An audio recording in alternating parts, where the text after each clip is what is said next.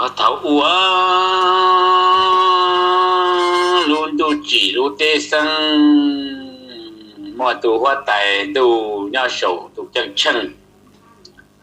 hai trở lại tê lò tê lù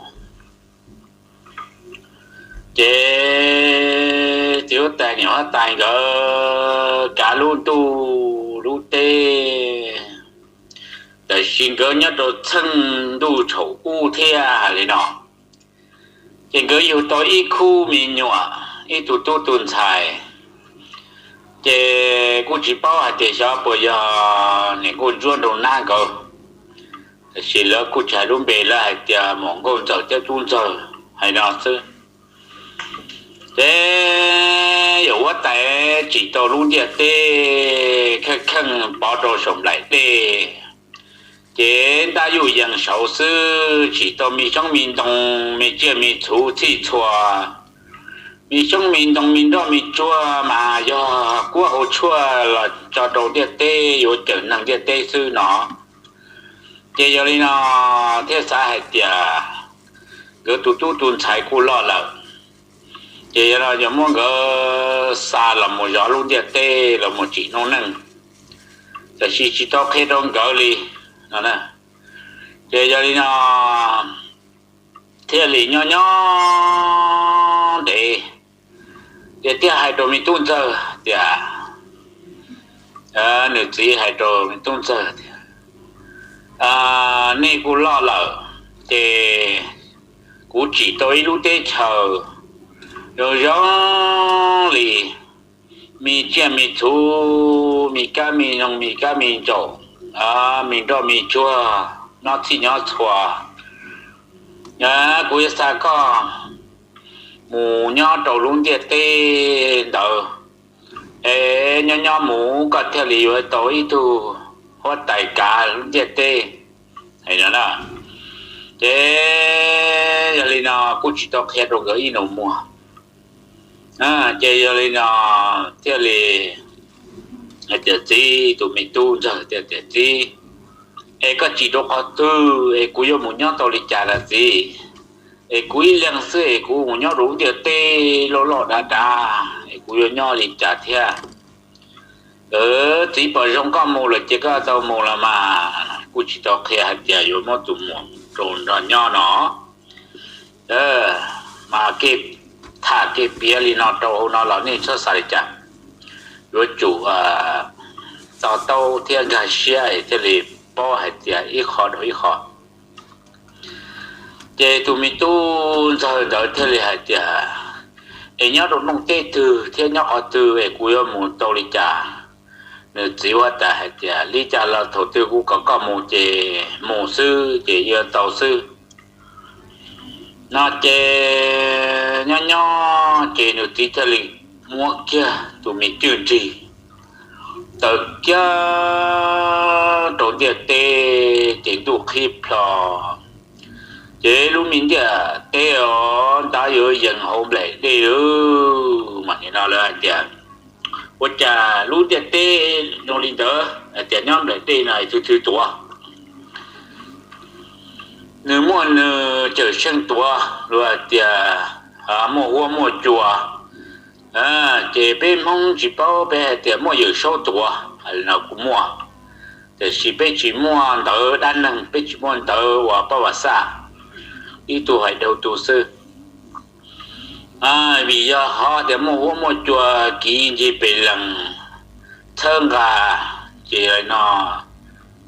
nó cho đi thì tuổi đầu luôn để tê nho xong lại tê thì tờ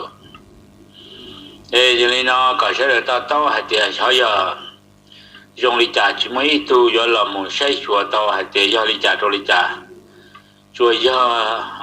hay nên tới đâu mẹ cả rồi thế thì mua của tao cho hộ để tê hay tiền cũng để tê khăn khăn lý tờ để bua tao ở xa thì nó sư để cho mình tuân cho tình trọng đó phư là chế lông lìa là chỉ cho ta tư họ là nhau trổ để tê đó chế này bí giả hay chế trong lý yêu lo nó là mà bao nhiêu là yêu nhiều yêu tờ là trong cái tên này yêu quay xua kiểu là nhớ trong cái tên này đã lo đi lo nó là mà cái quay xua nào mà thì trong linh đời cho mình tuân theo là chỉ lo chế cái tên diệt mong tò đã lo đi lo trong lý trong sư thì nhỏ mù nữ chế mình chuyện mình chú mình cá mình nó mà qua rồi bây giờ đó tụ qua màu cũng mua tụ qua mèo cũng mua tụ qua ngà cũng mua tụ qua lì chả cũng mua thêm một số đâu ham mình cá mình nó qua ngồi yang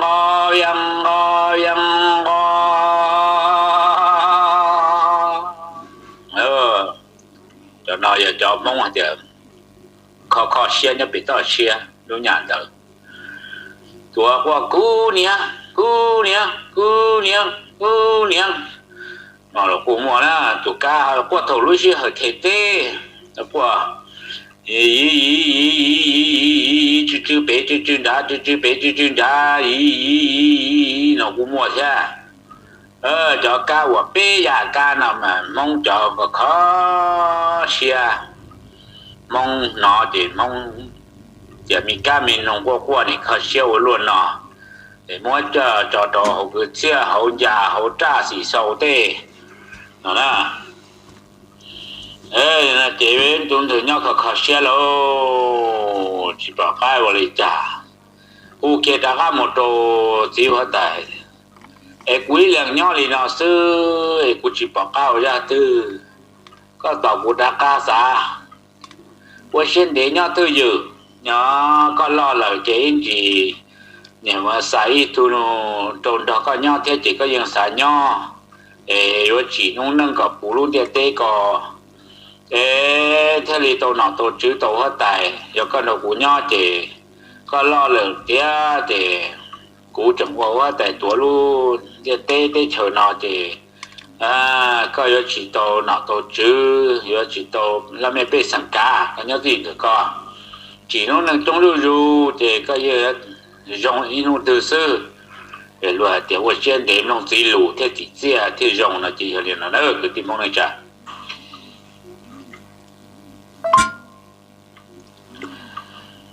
thì này cô nhớ mù nữa thì bự chỉ lo cho kia mình gọn dở là trồn nhỏ nữa mà hai tô khó hai chờ có thìว่าแต่hai tô tuần xài cả vàแล้วcá là một đôi tuần nụ nhỏ được thế chỉ cái hai tô mình thành giờ hai giờ có muốn ra mình tuần giờ nhỏ đầu tiên tê có mộtวันนึงlúa có mộtวันนึงตีนึงcỡ cho nông thì chỉ một lần từ thì có giờ ít tụi mình xài giờ ít tụi mình tu thì dùng lý con nhỉ chỉ một lần từ là chỉ có một nó có mình nụ nhau rồi thì tê chỉ nông nâng thế là yếu chỉ bông nông thế là dùng nó thì thế là bây giờ bây tụi mua nó thốn thế bây giờ bây tụi mua thì chỉ nông là cho trong rồi thì ta mua sống sự bao ta cho nên nó ta mua thì đã khá đàn gì lò mù thế là mua chạy qua sân cho nên nó thì thế là mà thì họ sử dụng là thế chỉ cho ta mua là sư ta chỉ nhà đàn đê thổ đó nhưng giờ bây giờ bây tụi mua thì đầu tiên nó cả thì là hay nè thế là cho nên thầy giờ là đầm tuôn từ nhau cứ cho chỉ lo qua trà bây giờ nhau được ít xa dùng lấy cú cho tụi mùa số u thế là nó thì vô lấy con nè vô trà con họ là nhau họ nó tụi thằng giờ hay tụi nó cú tí hay chỉ tụi luôn thì tê lo là đã gặp cú là nhau họ nó cú là chỉ nông nâng này cú để tao bao giờ cú chỉ là nhỏ nó sữa chỉ của hai đứa cụ chỉ cho cụ chỉ tàu luôn nhá thì cụ yêu trả mà thì cụ chỉ hay để có nhá tôi dự tôi xin lo xin thế như tàu nọ uo thì đi dùng nông lù nó chỉ cụ chỉ là nhau họ nó xưa à chế nhỏ mù chế cụ hai đứa cụ chỉ là để có cụ nhá cái gì cụ chỉ mang cái tu đâu cụ nhá nè chế nhỏ bự cho chỉ lo chỉ bỏ có nhỏ nó thế này có hay hồi trả thế chế mà con giờ chế cụ chỉ cụ cho cụ lo thế cụ chỉ là chỉ tốn thế lo là đã rồi thì có cụ lo nhỏ thế nó xưa là chế có cụ lo nó có nhỏ này nó mà chế cứ tổ nhau ở kềแต่ชีชาวโยวลิจาคือเอาเรื่องซื้อหัวตัวล้วนย่อละจีต่อนั่นนะเจ้เจ้าเลี้ยเจ้าชีวจ่าอย่าลินเดอร์ก็ละดอกกุญย่อละเจ้เนี่ยน้อยงเพลละย่อก็อย่าก็กูอย่ากูก็อย่าปล้องเด็กกูปล้องหูชีละย่อโอเคเลยเจ้ตัวย่อหัวล้วนมูนั่นนะchế nhỏ phi nhỏ lịch đầu sư chế chỉ bảo chỉ lô chế tụ mùa hay rồi tụ nụ chế menu là nhỏ chế tên này nhỏ lịch nào sư bùa rồi mua nông năng trong thế bùa tổ nọ tổ chữ đi hải mà nhỏ lịch nào sư này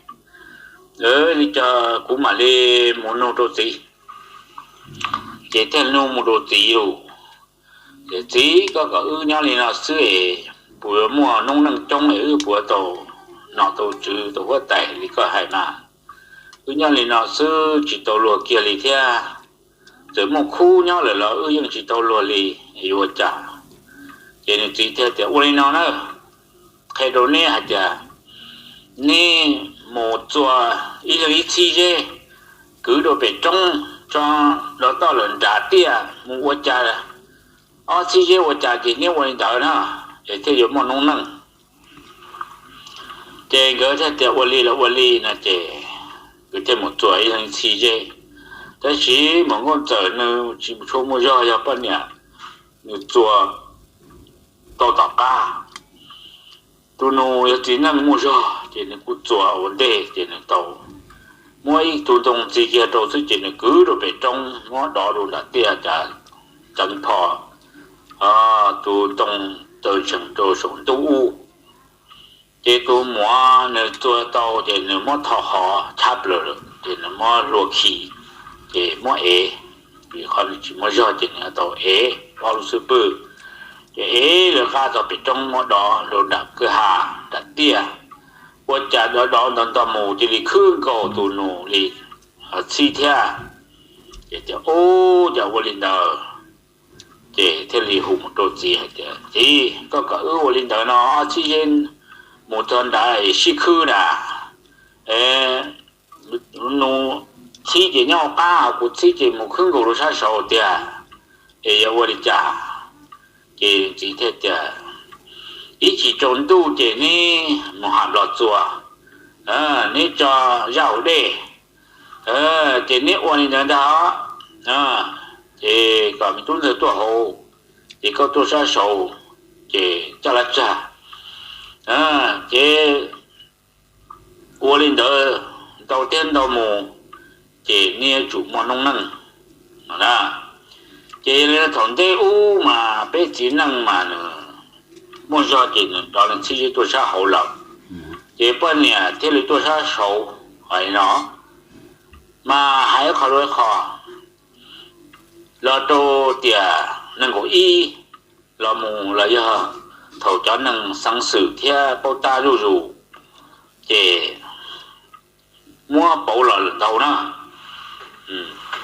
mua bảo là lần đầu thì người nhỏ người một linh đầu người một lò luôn thì quế chia thì dùng theo thì một con giờ thì sang tu luôn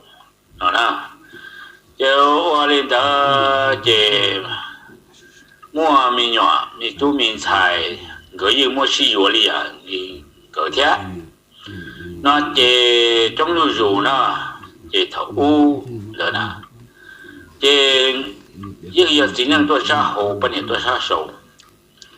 chế我领导到chế cái chỉ năng hay thế我那个嘛你叫到8万多đồng了thế chỉ到rong chỉ nha thế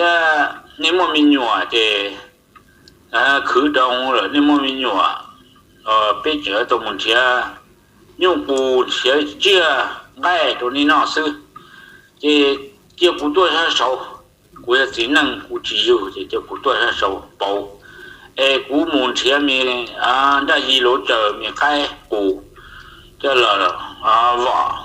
nó sư giả nó mà giả môn đầu thế chỉ sai lỡ lỡ chỉ tôi cụ tôi cầu thì chỉ sai lỡ một chỗ luật sư tu tàu là thế thì chia cụ chia đồ con nó giờ chia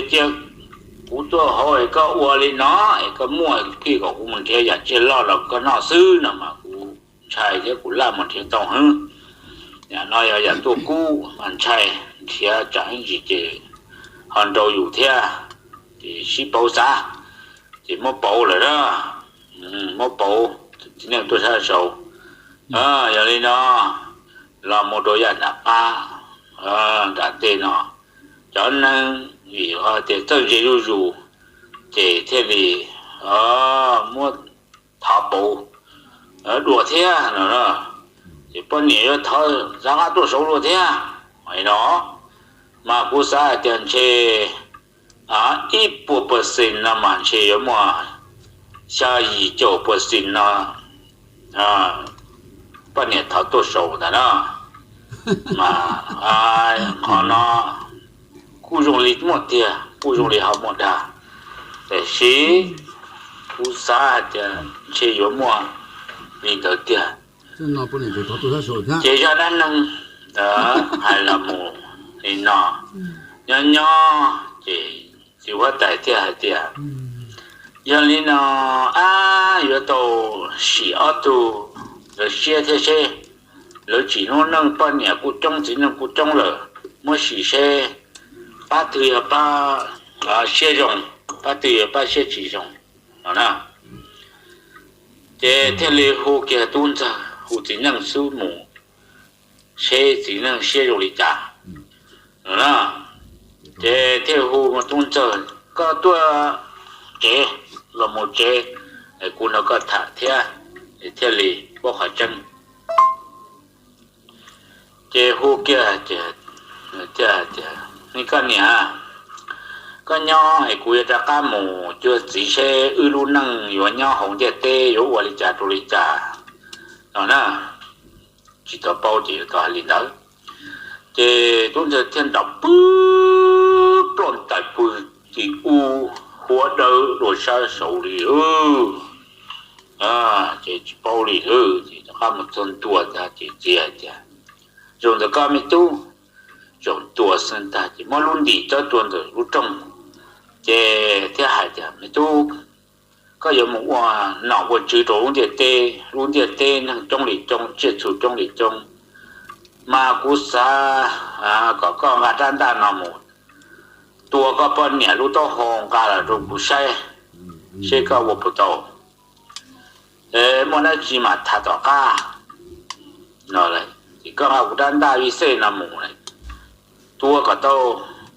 một con giờ lúc tao ngã là lúc cũ chỉ bu tao con giờ nó khóa cái ngã là cái tao na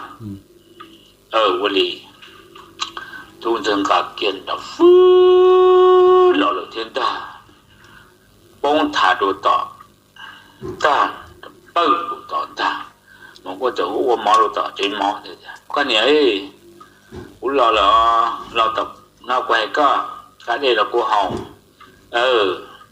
lọn ta luôn xì lọ sơn ta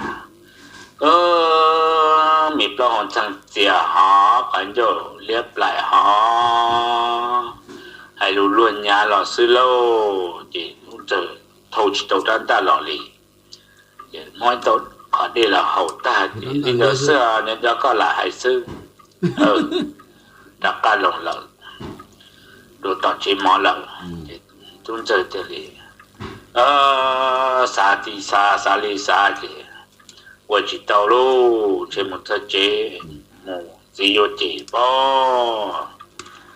改了不错，哥我知道了。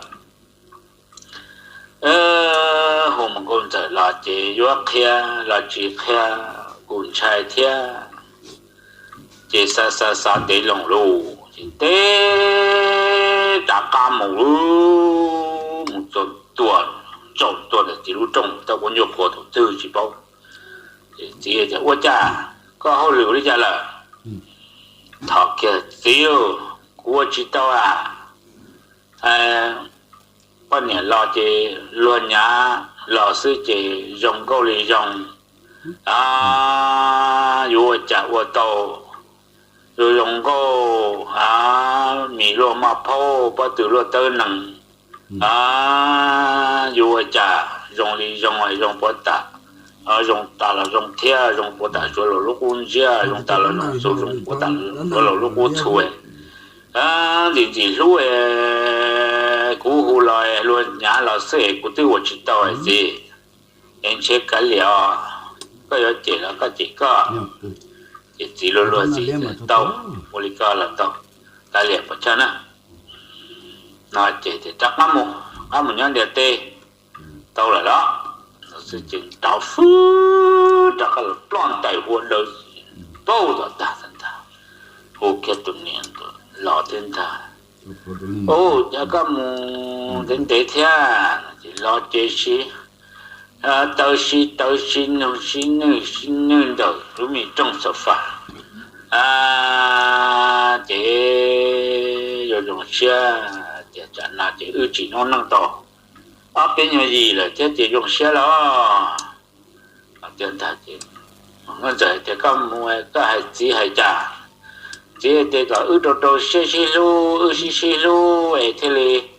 là chỉ nông năng này thì cho trong này mua làm mấy bê sản cho trong này thế là vậy tàu nào tàu chữ chỉ là mỗi trả ấy tụ có tất cả luôn địa tây nó thật sự nó là có hay trả我来了嘛就是还是自己xí lúa mà xí lúa thế là dùng mà cái yếu quý là quý yếu cái tu sửa thế dùng nhiều quý đó nhưng chỉ hú kia mà quan trọng đó mù lu quan trọng tình tâm phứ lợi thế lu chả hay mình tuân giờ thì nó cho ca là thế gì thì có một chỗ lò lợi một chân tua gì là gì một cái tan đại vi sĩ lại đầu tiên là trong tưởng tượng lại chỉ con dâu đồ hôn thì nó thì kia tới con dâu có một tua tung trường lúc đó hậu là đồ cũ nó cả đàn ta nào mù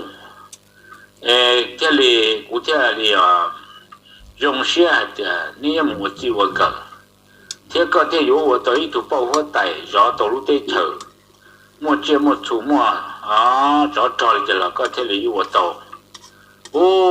chả câu lên đó là gì chả cú chỉ một chỉ mong cầu nè mà chết đua chỉ năng trong ni một chỉ nó năng đó hậu rồi thì chỉ riêng yếu mua rồi đâu có khu chỉ ta tụ đó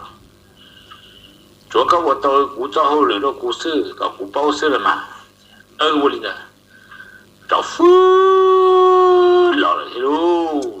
bao đầu ta thiên ta tụ chỉ tụ giờ trong hùa hậu rồi đó chế mỏ thiên ta chỉ hay năng hay sống ở chỉ ta giờ chứ tụ giờ có lo làm quay có nó sinh ra nó sinh ra sai tiền nếu quân tu luôn nhà li thằng đầu thiên gia nó thứ bao tệ này chế luôn nhà lò sinh ra trả chính là thọ lùng tâm lấy chỉ chú biếng cho đào bùng trồng khá lò trong chân mua ngà tuần dầu to hồ tê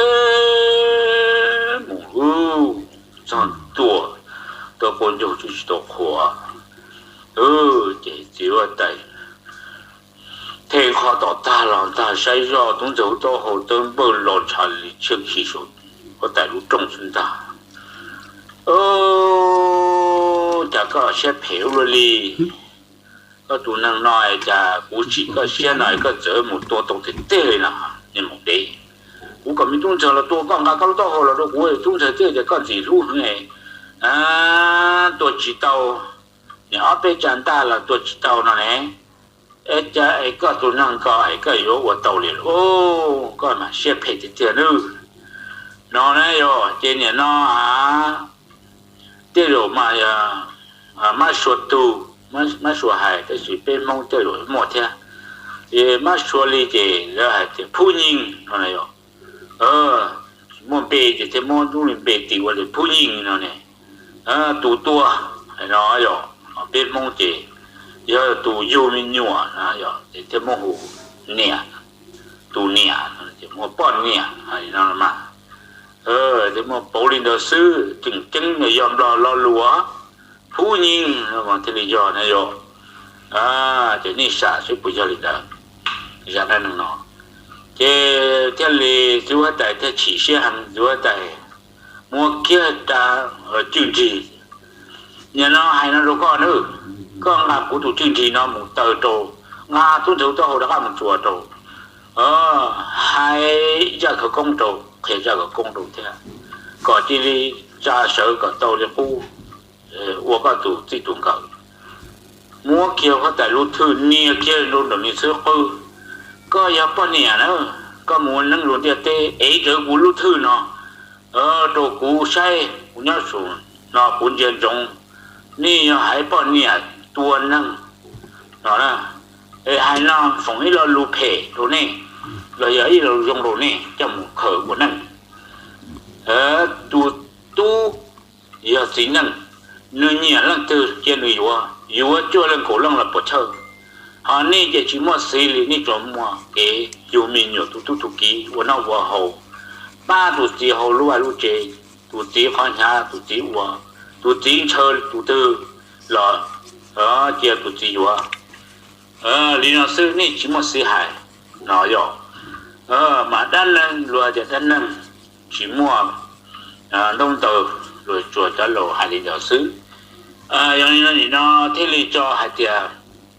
chỉ năng yếu tàu chơi lăng chơi tù là bao nhiêu chỉ chia sư nó rồi chia tiêu chỉ要nọ要chữ thế chỉ hay à mua bếp đâu lần bao nhiêu他正头人仲係啲依度攞住嚟依度點能做我做高度兩半年添係啦即係寫咯就不錯解了要練得嘛趁那邊都去用即係冇係咯即係咯即比tuổi giang比字啦mong chúa mong lần là này ở lỡ chê này lỡ bao này lỡ giờ tụ thơ vấn đề một giờ nữa đó lỡ giờ tụ hay để giờ tụ mình nhọn thi y tụ sai thi y được vấn đề chê nè hay đang đâu lỡ nè biết nè cho lù đâu lỡ hay để gì hết tại hay đi đâu lỡ nó chỉ tam mua chỉ cả này ô lô năng này chờ mua giờ chỉ lú thư rồi này ô tàu này muốn dành lại rồi chỉ muốn lần muốn chúa đỡ ô tàu rồi rồng câu sao rồi rồng câu là chỉ là muốn dành đó mà sao lỡ muốn lần muốn chúa đỡ là bộ bao đi trả cho nên là một là hai lý tàu